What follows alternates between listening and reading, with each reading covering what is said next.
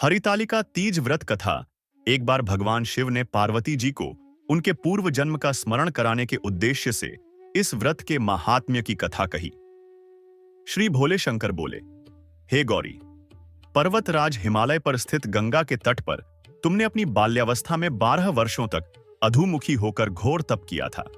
इतनी अवधि में तुमने अन्न न खाकर पेड़ों के सूखे पत्ते चबाकर समय व्यतीत किया। माघ की विकराल शीतलता में निरंतर जल में प्रवेश करके तप किया। वैशाख की जलाने वाली गर्मी में पंचाग्नि से शरीर को तपाया। श्रावण की मूसलधार वर्षा में खुले आसमान के नीचे बिना अन्न जल ग्रहण किए समय व्यतीत किया। तुम्हारे पिता तुम्हारी कठोर तपस्या को देखकर बड़े दुखी होते थे, उन्हें बड़ा क्लेश होता था। तब एक दिन तुम्हारी तपस्या और पिता के क्लेश को देखकर नारद जी तुम्हारे घर आए। तुम्हारे पिता ने उनका सत्कार करके आने का कारण पूछा। नारद जी ने कहा, गिरिराज, मैं भगवान विष्णु के आदेश पर यहां उपस्थित हुआ हूं। आपकी कन्या ने बड़ा कठोर तप किया है। इससे प्रसन्न होकर विष्णु जी उनसे विवाह करना चाहते हैं। इस विषय में मैं आपकी राय जानना चाहता हूं। नारद जी की बात सुनकर गिरिराज प्रसन्न होकर बोले, यदि स्वयं विष्णु मेरी कन्या को वरण करना चाहते हैं तो मुझे क्या आपत्ति हो सकती है। वे तो साक्षात ब्रह्म हैं। हर पिता यही चाहता है कि उसकी पुत्री सुख संपन्नता से युक्त पति के घर जाए। पिता की स्वीकृति पाकर नारद जी विष्णु के पास गए और विवाह का निश्चित समाचार सुनाया। परंतु जब यह बात पार्वती जी ने सुनी तो वे अत्यंत दुखी हो गईं। उनकी एक सखी ने उनकी दशा समझकर पूछा। तब पार्वती जी ने कहा, मैंने सच्चे हृदय से भगवान शंकर को पति के रूप में स्वीकार किया है, किंतु मेरे पिता ने मेरा विवाह विष्णु से तय कर दिया है। सखी ने समझाया, सखी, प्राण त्यागने का क्या कारण। स्त्री का धर्म है कि जिसे पति रूप में स्वीकार किया उसी से जीवन पर्यंत निर्वाह करे। सच्ची आस्था और एक निष्ठा के समक्ष ईश्वर भी झुक जाते हैं। चलो, मैं तुम्हें एक गुप्त स्थान पर ले चलती हूं जहां तुम्हारे पिता तुम्हें खोज न पाए।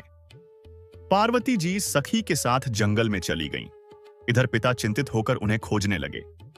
उधर पार्वती जी ने अपनी सखी संग भाद्रपद शुक्ल तृतीया के दिन रेत से शिवलिंग बनाकर व्रत किया और रात भर भगवान शिव की स्तुति करती रही।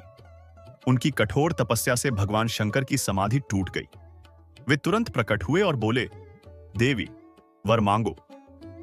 तब पार्वती जी ने विनम्र स्वर में कहा, स्वामी, मैं हृदय से आपको ही पति रूप में स्वीकार कर चुकी हूं।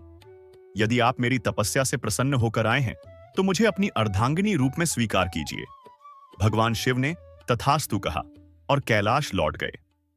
प्रातःकाल पार्वती जी ने व्रत का पारण किया। तभी उनके पिता वहां पहुंचे और उन्हें देखकर दुखी होकर रोने लगे।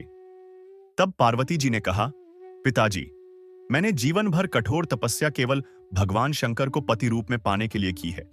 अब मैं इसी घर में रहूंगी, पर विवाह महादेव जी से ही करूंगी। गिरिराज ने सहमति दी और बाद में शास्त्रोक्त विधि विधान से पार्वती जी का विवाह भगवान शंकर से कर दिया। भगवान शिव बोले, हे पार्वती, भाद्रपद शुक्ल तृतीया को तुमने जो व्रत किया था उसी के फल स्वरूप मेरा तुमसे विवाह हुआ। इस व्रत का महत्व यह है कि इसे करने वाली कन्याओं को मनोवांछित वर प्राप्त होता है। इसलिए जो भी स्त्री सौभाग्य की इच्छा रखती है उसे यह व्रत पूरी श्रद्धा, आस्था और एक निष्ठा से करना चाहिए। पूजा सफल बनाने के लिए कमेंट बॉक्स में हर हर महादेव लिखें। जय माता पार्वती, जय भोलेनाथ।